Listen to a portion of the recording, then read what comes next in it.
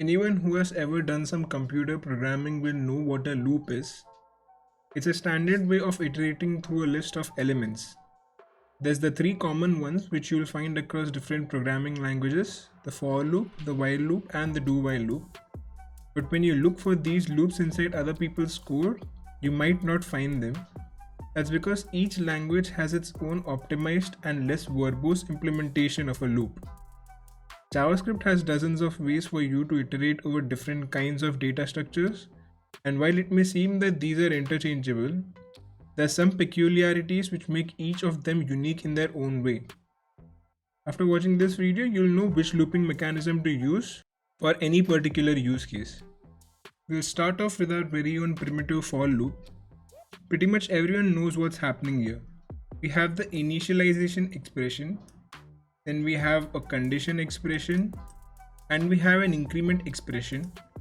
The loop will execute whatever we put inside this block for all of its elements. You can run this loop from the middle of the array if you want to. So I can set the value 0 here to 2, and this will now start from the second index, which is 3, and run till the end of this array. So if I just run this file, you can see that it's console logging 3, 4, and 5. So it's basically starting from the second index and executing all the elements after the second index. You can also at any point break out of the loop if you want to, using the break keyword. Say for instance, if I want to break out of this loop when I see an element which has the value 4. So if array of I has the value 4, then just break out from this loop. So now if I run this, you won't see the fifth element here because it's breaking out once it finds the fourth element. This loop is essentially faster than the rest of the traversal methods like forEach loop or forOff loop. But in the modern browsers, there are optimizations for these newer traversal methods. So from a performance perspective, they are all pretty much on the same level. The forEach loop is a little bit different. Instead of iterating over indices of an array, it basically executes a callback function for every element inside the array. As you can see here, there's this callback function. This callback function will run for each element that is present inside this array. So this function basically takes in a few arguments. The first argument, which is not an optional argument, is the array element itself. So in this case, it's going to be these numbers 1, 2, 3, 4, 5. There are two other arguments that you can pass in inside this function. The second one will be the index, and the third one is the actual array. These two arguments are optional, so you don't necessarily have to pass them inside the function. This is a more human readable format as compared to the typical for loop, but it does have some drawbacks. This loop will not let you break out of the loop by passing in a break keyword. There's essentially no break keyword that you can use inside the callback function. Even if you try to break out by returning some value, so let's say I just check if the number is 3, and if it's 3, I'll just return. Without doing anything, I'll just return. So now if I try to run this loop, actually I'll need to first comment this out. You can see that it's still running the loop. When it finds 3, it just returns. So it's basically skipping that particular iteration, and it's continuing the loop for elements after 3. So it's essentially never going to break out from the loop. It will iterate over all of its elements, and there's no particular way for a user to break out from a for each loop. At the end of the loop, it's going to return undefined. If you want to chain other methods to a for each loop, or even store the results in a separate variable, you cannot do that. I mean, you can store it in a variable, but it's going to be undefined. So if I store the result of this for each loop inside, let's say, a variable result, and I won't be console logging now, I'll just, let's say, square the numbers. So return num times num. So it will basically return the squared values for all of these numbers. So this will be 1, this will be 4, this will be 9, and so on. Now if I try to console log the whole result, this will still give me an undefined because for each returns an undefined value. So as I mentioned earlier, you won't even be able to chain any method. So normally if this for each loop would have returned some value like an array, you could have simply changed the method to the result here. So I'm assuming that this returns an array, and I could have just simply used like a filter or like a find method which is present inside the array's prototype chain. So chaining is not possible here. Now you normally use this when you want to do an operation for every element inside an array but don't want to store that result. But for the most part you'll need the modified result, so in that case you can use the map method. This method is very similar to forEach. It executes a callback function for every element inside an array. It again has the same set of arguments just like the forEach loop. The only key difference here is that instead of returning undefined, it returns an array at the end. So any logic that you add for each array element, it will perform that logic and store this new value inside a different array and return it once the loop ends. So this lets us store the result in a variable or even chain the function. Let me just add a variable again at the beginning. If I console log this result,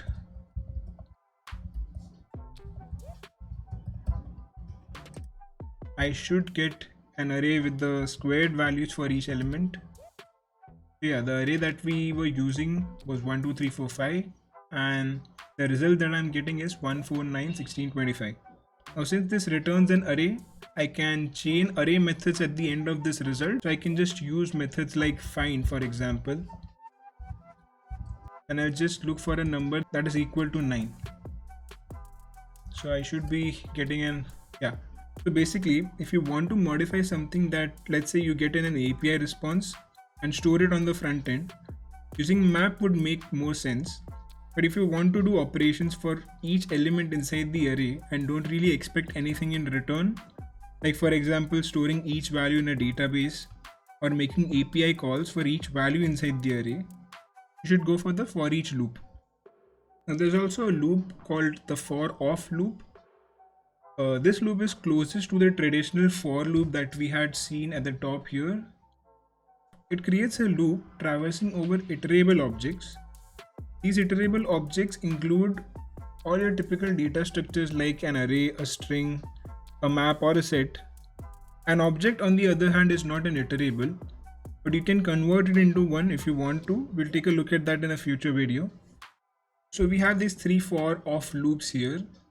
The first one basically iterates through an array. Since array is an iterable, it's going to work properly. So we are just console logging each element from this array. We also have a for off loop for a string here. So it's going to basically iterate and print out each character from this string. Then we have created a map here. So a map is basically a typical key value pair data structure. So you basically create a map by just calling the maps constructor and you pass in these key value pairs. So the key is going to be A and the value for that key is going to be 1. Similarly, the key here is going to be B and the value for it's going to be 2, and so on. So we are basically destructuring the key and value from the map. So for every element here, the key and the value is going to be displayed over here. Actually, I need to replace this with key and value. If I save this and I run the file,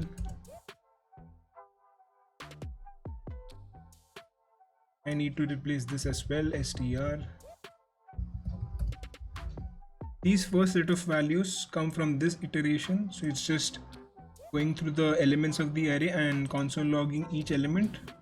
The elements are here at the top. Then we iterate over the string. Since string is also an iterable, it's just console logging each character one by one. And then at the end, there's this map here. And for each key value pair, it's basically just console logging them. So A has the value 1, B has the value 2, and C has the value 3. The only thing that's missing from your typical for loop is that you'll have to start from the first element, just like for each and map. Inside a for loop, since we specifically set an initializer expression here, you can start from anywhere in the loop. This is not possible inside the for of loop. Also, you cannot access the index natively inside this loop like you could inside a for loop. So as you can see, in this loop, we had access to the index and we could have used this index to do some specific operation, but this is not possible for the for of loop. But there's a workaround here. Since an array is basically an object in JavaScript, you can just use the entries method from objects prototype. Instead of iterating over the array, it will now iterate over its entries. So if I just convert this array into object.entries,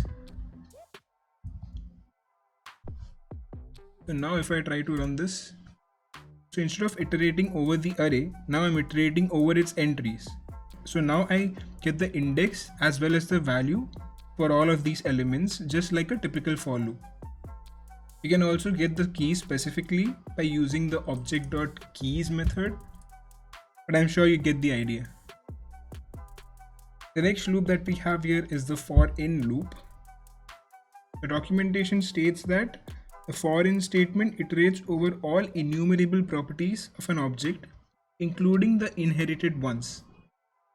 So right away you can see that this iteration method is geared more towards an object and not an array.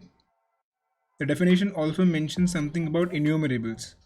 So this enumerable is just a simple flag that is either set to true or false for each property inside an object. So if it's set to true, it means that while traversing the object, we'll have access to the property. And if it's set to false, we won't have access to that property. So I'll create an object first. And instead of iterating over the array, I'll just replace this with the object. If I run this now, I get the two properties. First one is the name and the second one is the height. Now I'll just create a new property using the object.define property method. So this method is just a fancy way of adding a property to an object, but it gives you some extra configurable options. It takes 3 arguments. The first one is the actual object, so that in our case will be the person object. The second argument will be the name of the property. So in this case, the name of the property is going to be gender. And the third argument is the descriptor, which is basically a set of configurable options for this property. So the first option inside this descriptor is going to be the value, which is male. What else can we pass in? So we have the configurable option, an enumerable option, a get set method, and a writable option. So enumerable I'll set to false initially. Actually, I guess by default this is set to false. So when I'm creating a property using this method, the enumerable flag is set to false. Now if I try to run this, I should get the same result, even though I've added a new property, but since its enumerable flag is set to false, it's not accessible inside this loop. Now if I just set this to true and run this again, I should get the third property as well. So enumerable basically just makes the property accessible inside any form of iteration. If I try to set properties just by an assignment operator, for example, if I just do this person dot, let's say weight is equal to 100 kgs and try to run this, this by default is enumerable. So properties enumerable flag is set to true when I create it using the typical assignment method, or when I create an object like this. But when I create a property using this object.define property method, it will set the enumerable flag to false by default. You can also add a writable or a configurable flag to your property. If I add a writable flag, it means that it can be changed using an assignment operator. And if I add a configurable flag, it basically means that the property can be changed or deleted. We can use forIn to iterate over an array as well. So if I set this back to num, and the iterable is going to be this array over here. Now if I try to console log the num value, I'll just comment this out for now.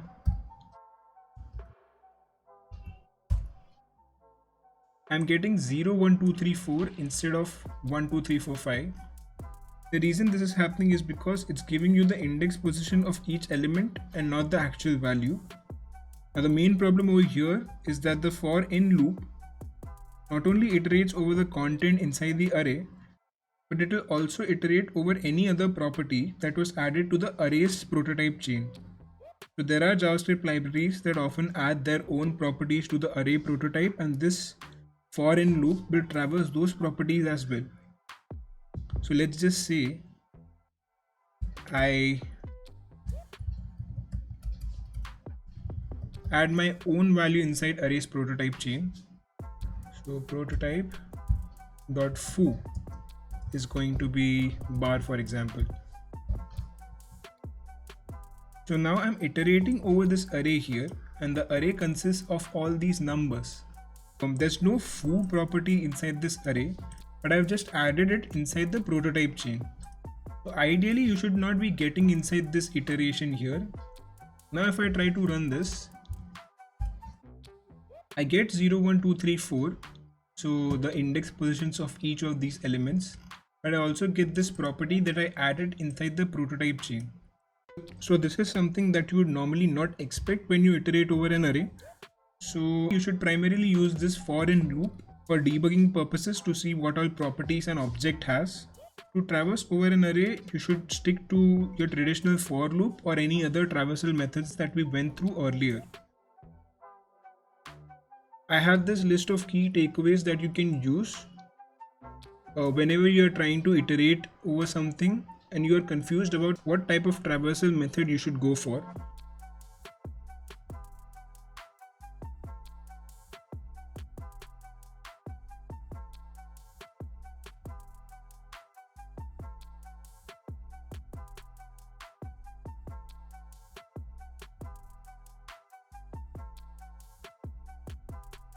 So yeah, that's pretty much it.